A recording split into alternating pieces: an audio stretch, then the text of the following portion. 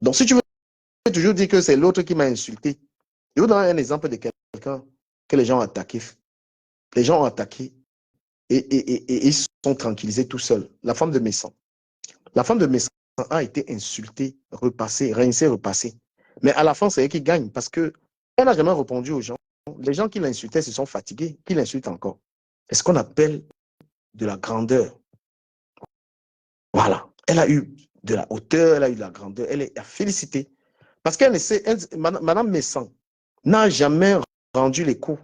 Elle n'a fait que encaisser, encaisser, encaisser, au point où les adversaires ont tous rendu l'âme.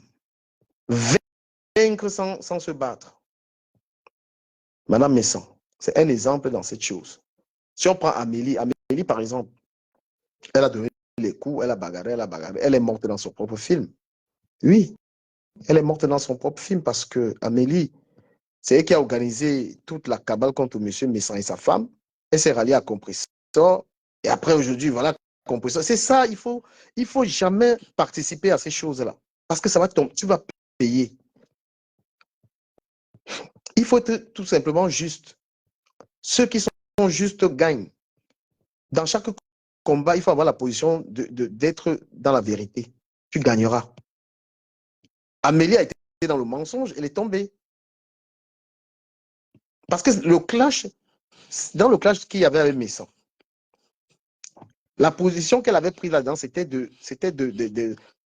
pour la position que Mme Amélie avait dans le clash de Messan, c'était l'instigation, c'était allumé. Hein? À la fin, maintenant, ça l'a prise. Aujourd'hui, même, elle ne sait pas où elle en est parce qu'elle a participé à manger les Messans. Et c'est elle qui est mangée aujourd'hui et éteinte. Donc, lorsqu'il y a un problème, mes chers amis, il faut être dans la position de la vérité. Simplement, il faut être dans une position de la vérité. Tu meurs avec ta vérité. Tu gagneras. On va te donner des coups, mais tu gagnes. Voilà, ce que je dénonce là maintenant, l'utilisation de la lion dans les clashs, c'est pour détruire sa vie. L'homme n'est rien sans une bonne réputation. Je peux vous le dire. Si vous êtes une femme, vous pouvez être une femme riche, vous avez les biens. Mais si vous n'avez pas une bonne réputation, c'est le pire. Ça va de même pour un homme. Donc, on doit soigner son image. Mais quand on veut détruire l'image de quelqu'un, tu prends les voices d'une conversation que tu as avec une personne, tu ne t'assumes pas de les partager, tu donnes à quelqu'un qui se permet de faire le sale boulot. Et lorsque je dénonce ça, on me dit, mais pourquoi tu parles à la lionne? Mais c'est une serpillère. Pour combien tu peux être une serpillère à ce point? On te paye combien pour être une serpillère? Lorsque j'avais sorti les voices de la mère des beaux gosses, par exemple, pourquoi je les avais sortis? Parce que la mère des beaux gosses, sur Internet à l'époque, elle conseillait les gens.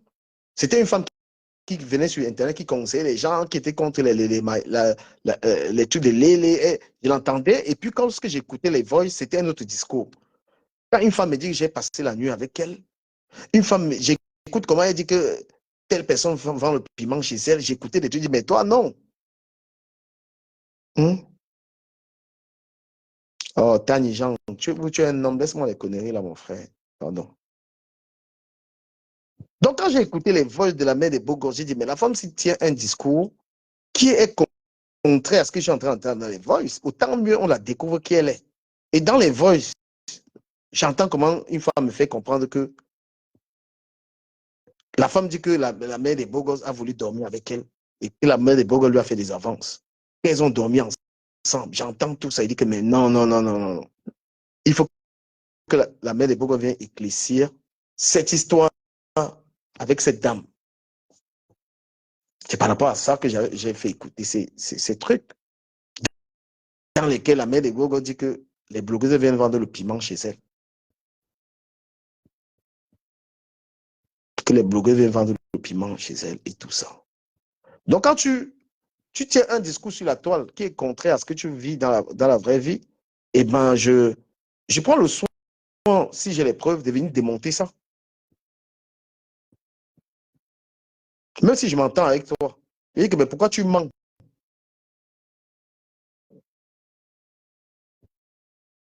Tu dis que tu n'es pas lélé. Une femme dit que tu es venu dormir avec elle. Vous avez dormi dans le même lit. Tu dis que ceci, cela. Oh là là, mais c'est quoi ce délire? Dans la mère des beaux gosses, pour revenir aussi un peu sur toi parce que je fais le tour là, il faut simplement être dans la vérité sur Internet. Parce que quand je vois comment on s'en prend à toi, quelque part, parce que toi, tu avais l'habitude d'en prendre la compresseur, tu avais l'habitude de la chauffer. C'est toujours comme ça retourne sur toi. Quand tu es dans les sales coups, tu payes. Parce que je ne comprends même pas pourquoi aujourd'hui tu peux venir supporter compresseur dans les... Je ne comprends même pas. Tu l'as toujours atomisé.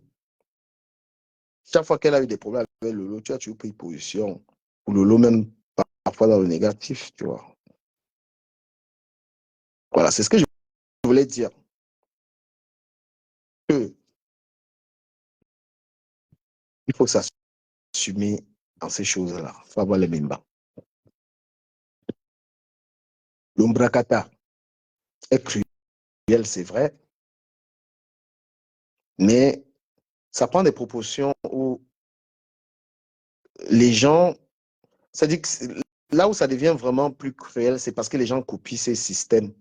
Il ne faudrait plus que les gens viennent exposer les conversations privées avec les gens. Il ne faudrait plus les histoires de nudité, parce que c'est vous qui avez inspiré toute la jeunesse dans ces sales choses. Aujourd'hui, il y a le cas de, voilà, Chéline Junkam. Sa nudité est dehors aujourd'hui. Hein?